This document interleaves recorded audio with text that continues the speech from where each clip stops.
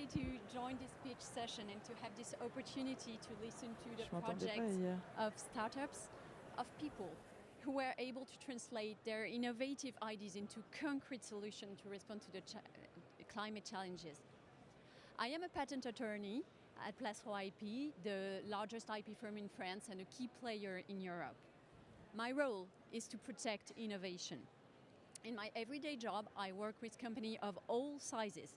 We discuss their innovation, and I ask a lot of questions, like why did you try this product, and could we try another material, and could we expect your invention to work in some other conditions? Because in order to be able to accurately protect their innovation in a patent, I need to deeply understand the challenges that they have been faced with and the essence of the technical solution that they came up with. And after almost 20 years in this job, I have seen an evolution in the nature of innovation. I have seen the climate issues becoming more and more of a concern for our clients. They had to rethink their product to minimize their environmental impact. They had to find alternatives to be more sustainable. And I can feel that they are proud to work on solutions that could make a difference.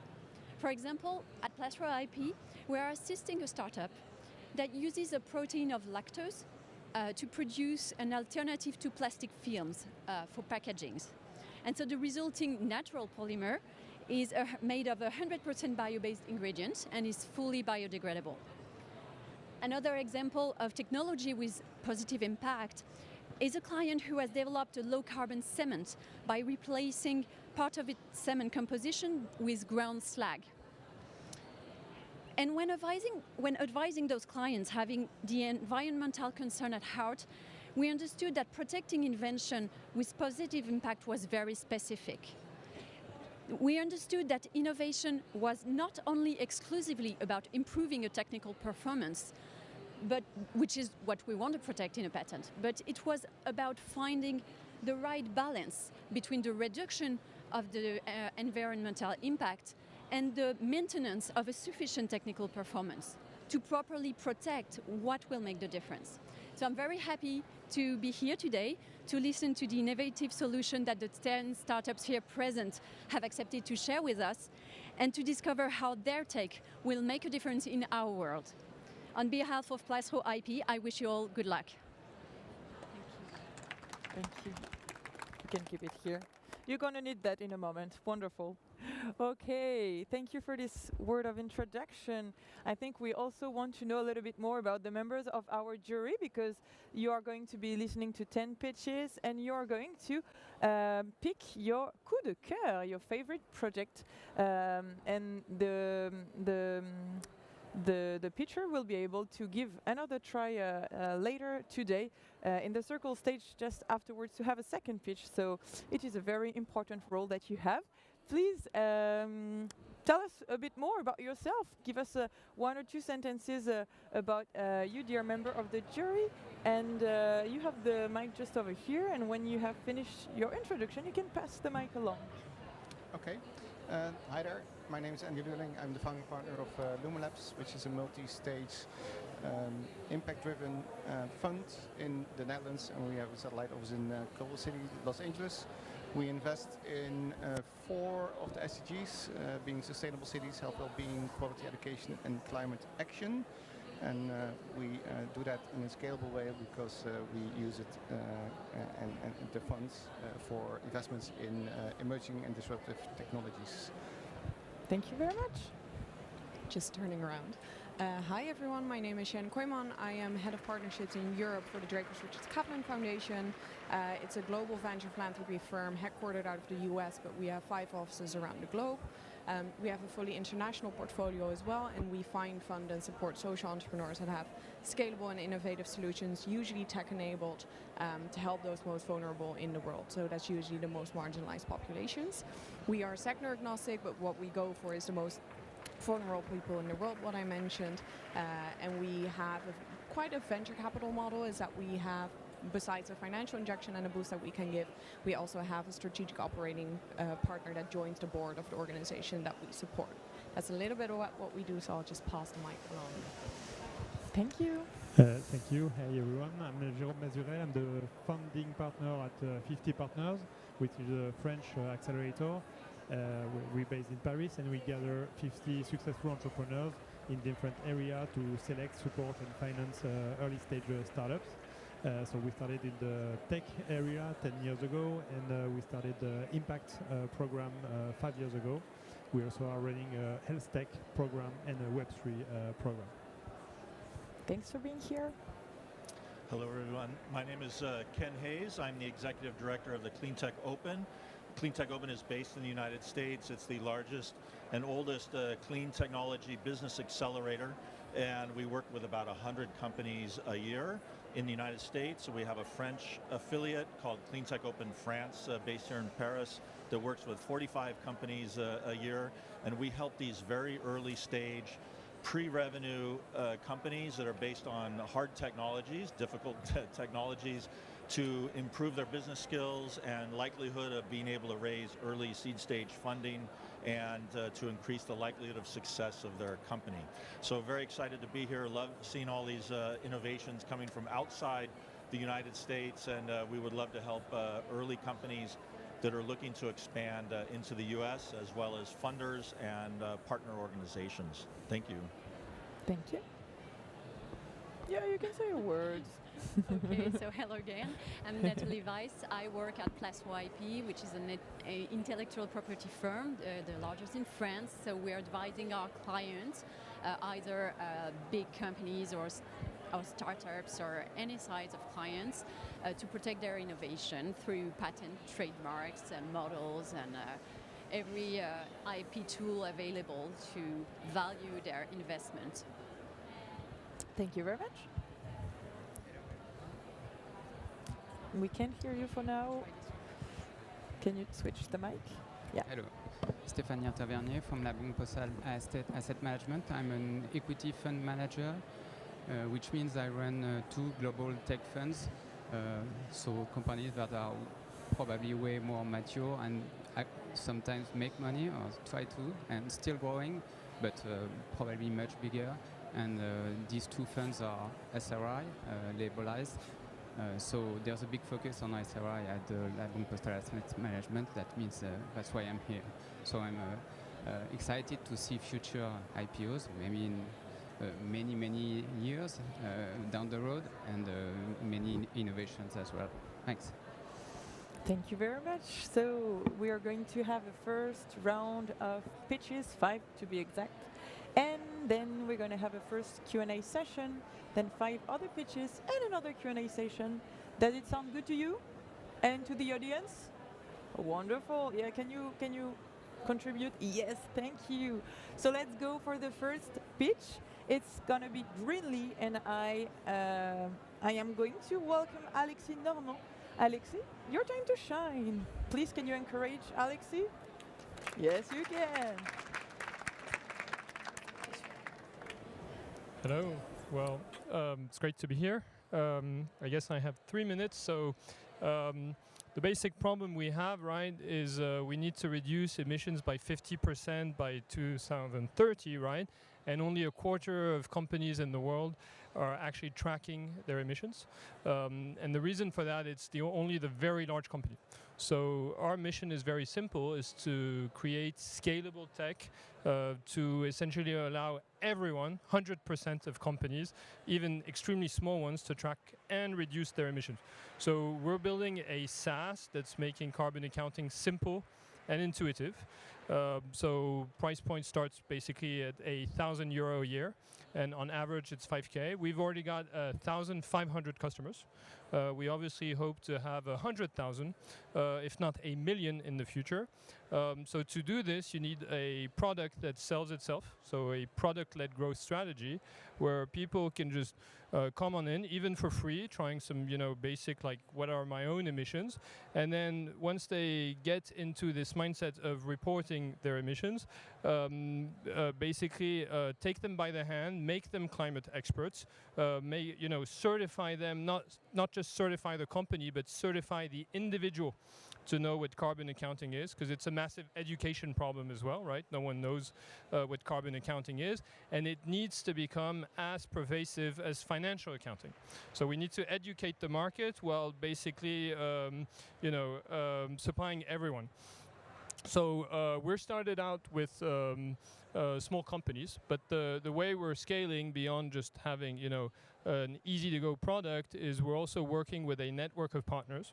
So the way the demand for this market is driven is that essentially large companies, when they need to decarbonize, they need to decarbonize their supply chain. And a lot of their suppliers essentially are small companies.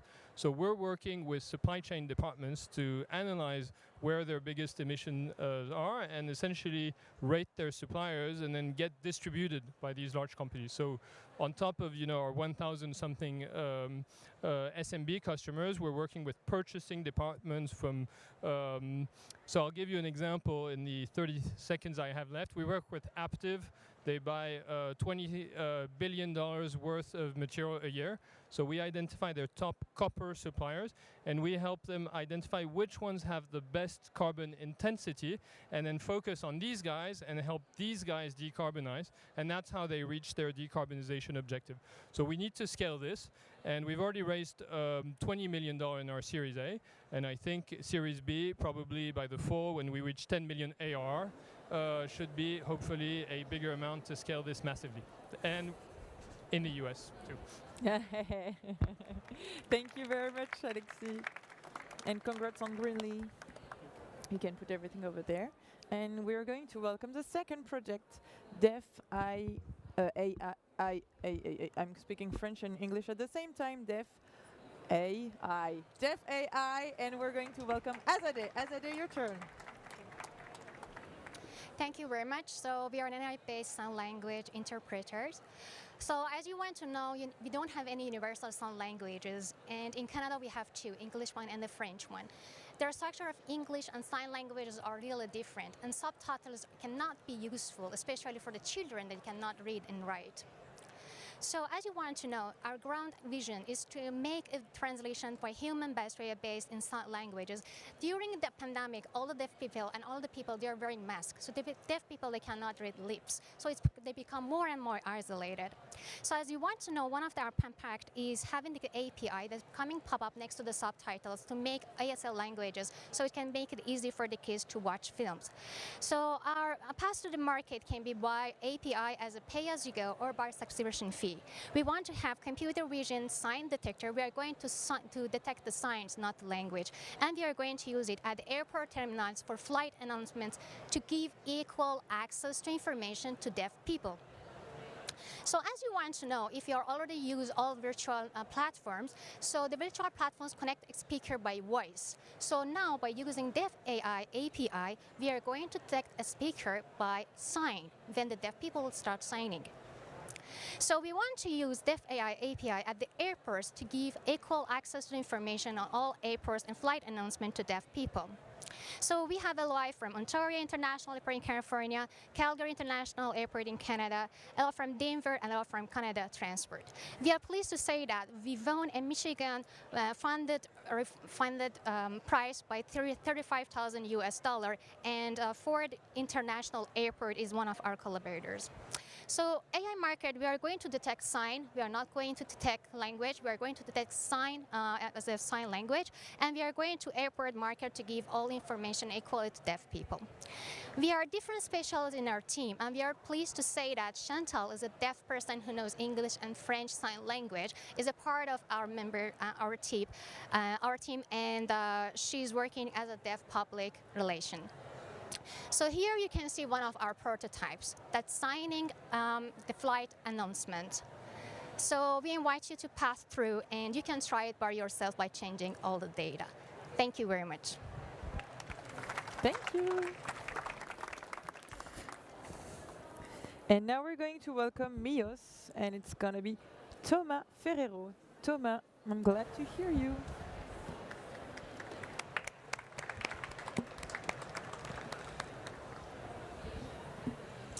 Hi everyone. Can you see what I have into my hand? No? It's normal. It's normal because it's carbon. And you know how much there is? No? Me neither. But I have the obligation to sequester more and emit less. So the world talks in tons of carbon. But the problem is that it's very difficult to measure it, to weight it. Public actor and all other actors need tools to monitor carbon, to diagnose territories, to implement action, and to measure action. And this is exactly why MeoCarbon exists. MeoCarbon is the solution for mapping and monitoring carbon. MeoCarbon product web mapping tools, product geographical data, and product analysis reports. And MeoCarbon is produced thanks to satellite imagery. This is our know-how at Meoss, our specialties. We only use up-to-date satellite imagery. So we produce up-to-date data and analysis. The product is more accurate than free tools and is cheaper. Our market is a big market of the carbon, which is being bigger and bigger because there are more and more opportunities in this market, because there is more and more obligation. So our three main segment markets are local authorities, our agricultural sector with carbon credits, and greenhouse emitter. So in our commercial pipe, we have some big firms, bank, consulting firm. We're doing reforestation in Africa, and public actors. We already have a client, customer in the public sector. Oh, it's not so good. Yes. So our roadmap is clear. We master carbon sequestration in soil. We are added carbon agricultural and forestry sequestration, and we will add greenhouse gases. So we will have our first million revenue quickly. So and after, our revenue will increase to reach 30 million euro. For this, we need to do a raise of 2 million euro, 1 million in equity, in order to recruit around 20 people to industrialize our solution, so increase our margin, and sell the solution, increase our revenue. So finally, measuring carbon is possible thanks to MeoCarbon. So join us and do it together. Thank you. Thank you very much. Let's now go to Reforestum and welcome Alban Bresson for his speech. Let's give a huge round of applause for Alban. No, can't hear you. Hello, hello. Yes. Yeah, thank you so much, everyone. Pleasure to be here. I'm a co-founder at Reforestum, and I'm going to tell you why we're on a mission to reinvent the way companies procure and manage their climate portfolios of projects. First off, we've been in this market for 3 years, so we've experienced some of these pains ourselves, sourcing over €1 million worth of carbon projects and credits for our customers, mostly in the enterprise sector, removing on the way 70,000 tons of CO2 for them. They're really the heroes in our story. But those heroes have a problem, and it's sourcing carbon projects is extremely painful in many ways. First of all, it's very manual, so it takes a huge amount of time, up to 6 months, to sort of source proposals, compare them across different kinds of projects, different kinds of providers. And then those providers take up to 50% of the money flows instead of going to projects. Often that's opaque as well. And if that's not enough, the real problem is that it's also very risky. At the end of the day, despite this long process, you're still not sure that the projects you've invested in won't end up in the news being attacked in a scandal, like up to 70% of projects do. So that's why we've made a platform to streamline that procurement process, making it not just faster to attain proposals in days. We're totally provider agnostic, and we take no intermediary fees. So instead of stacking up our fees on top of everybody, we have a pure SaaS model, and we help companies track, again in a provider agnostic way, with a proof of impact onboarding their existing and new suppliers. In more concrete terms, this is what the platform looked like. A company would go in, define their criteria, build their portfolio, onboard the existing ones they have in their beyond existing projects they have, and again be able to track them along the metrics and those milestones in the contracts with their providers. Very simple business model. We're an enterprise SaaS platform, again focused on large companies that buy recurrently. The market is around 10 billion worth of climate assets today being managed on corporate balance sheets. That's not a huge amount, but it's going to increase to 150 billion by the end of the decade.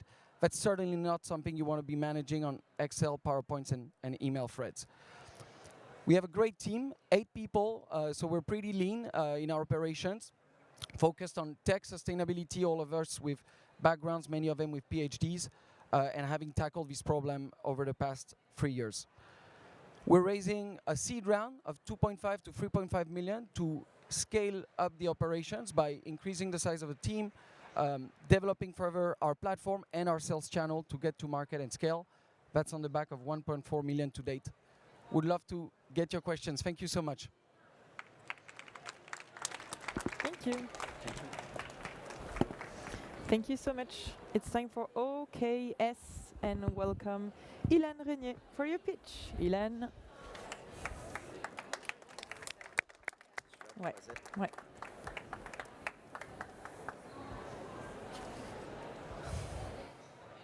Who knows these people? Let me introduce you Antoine, Kim, and Anthony. Their common points, they're content creators, and they're following on social medias for their creativity and their skills. If they want to earn money, and that's normal, there's only one way. Promoting brand, which means encourage to overconsume and also resell data. We are 70% saturated with partnership. On the other part, we are 70% saturated with partnership. On the other part, less than 5% of content creators are able to live from their content. The good news is that we have created for us 3 friends a system which allows them to create for good. But for that, someone is missing. I think about organization. The donor's median age is more than 65 years old, and people don't frequently give. On the other part, 70% of non-donors indicate that they do not give because they lack visibility on the use of funds. Here is the connection between organizations and creators. Organizations replace brands. They create content which is promoted by creators. Thanks to this virtuous system, organizations can talk to youth, generate monthly donation, and also show the donors how they use the funds.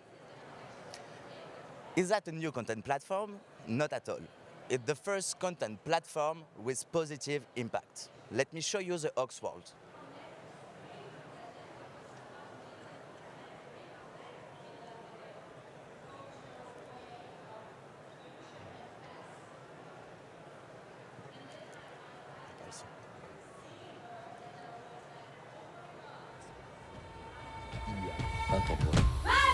OKS est la première plateforme de contenu qui inspire, agit et soutient, guidée par la conviction que la création engendre du changement.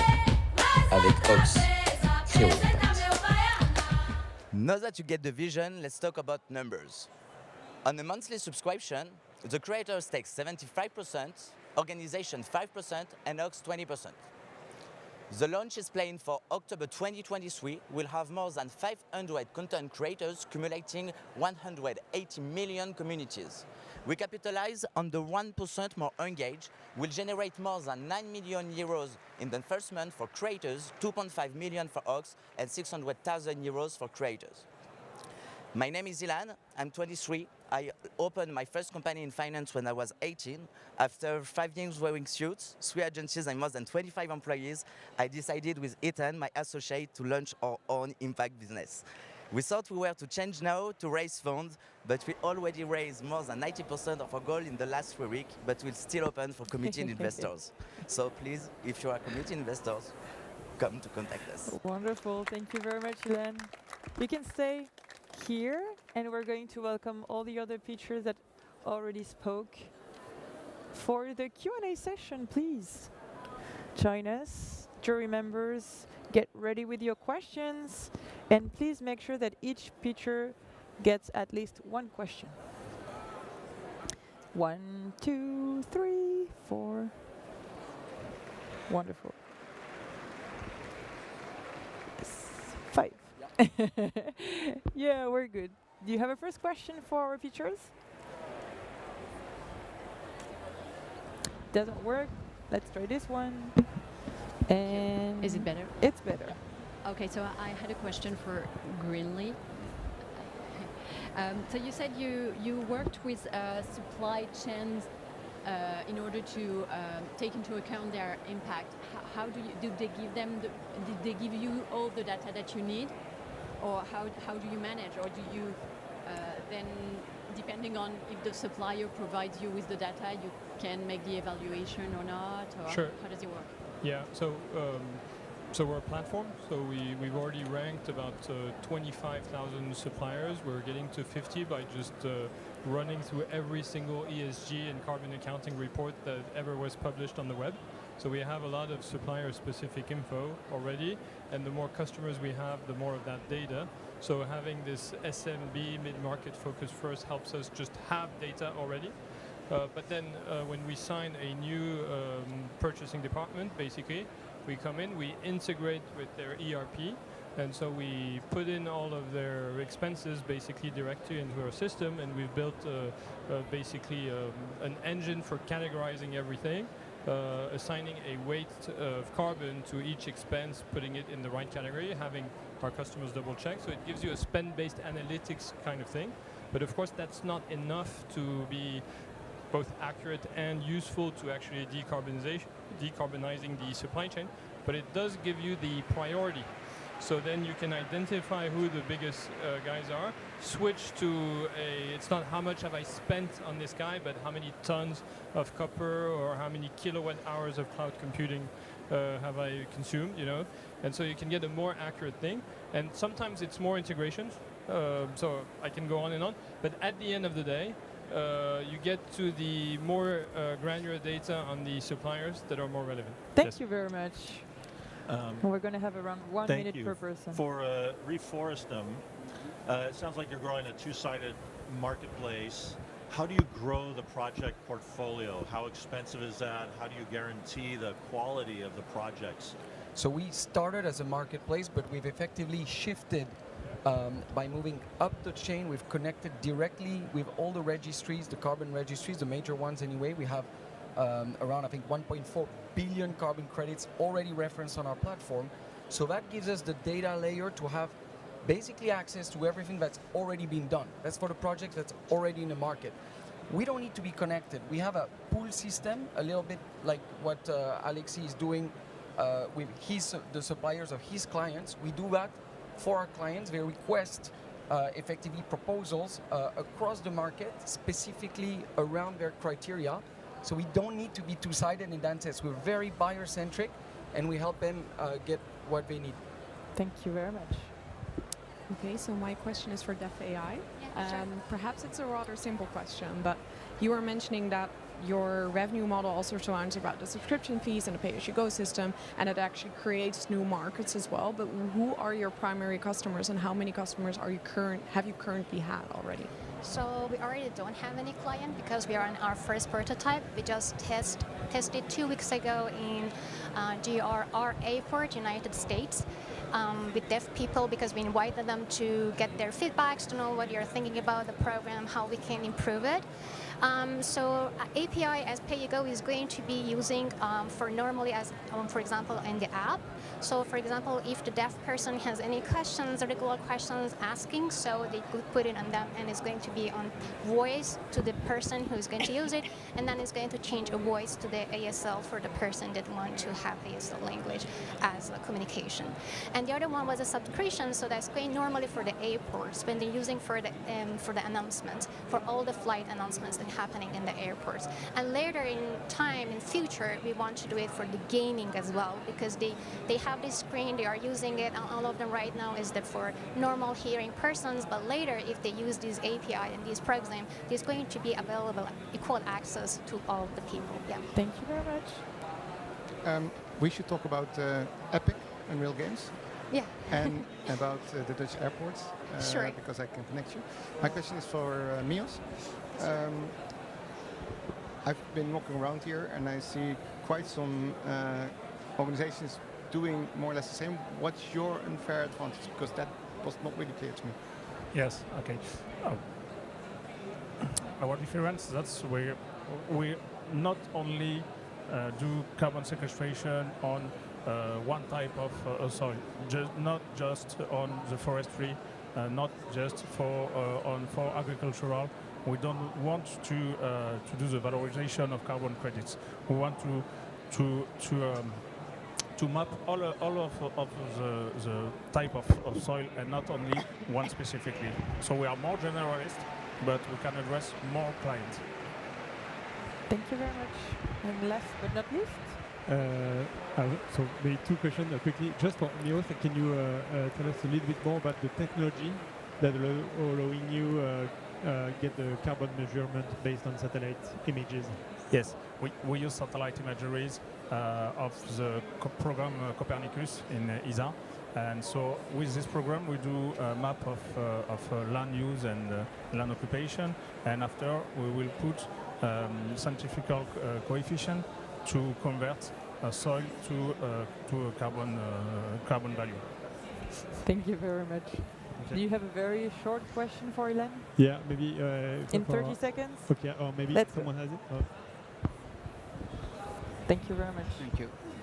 Can you explain exactly the relationship between the content creators and the donation part? Because I didn't see how exactly it fits, and what exactly is the business model behind how to push the people to donate.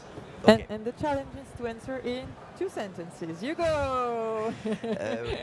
There is two sides. We have content creators which promote their skills in one side, and the other side we have organization also, and we help them to create content to show the donor how they use the fund. So we film everything in the life of the organization, and then we make a mix between both, and the creators is forced to give a part of his revenue and also to show his communities the content of the organization. Thank you very much. And this is the end of our Q&A session. Thank you so much.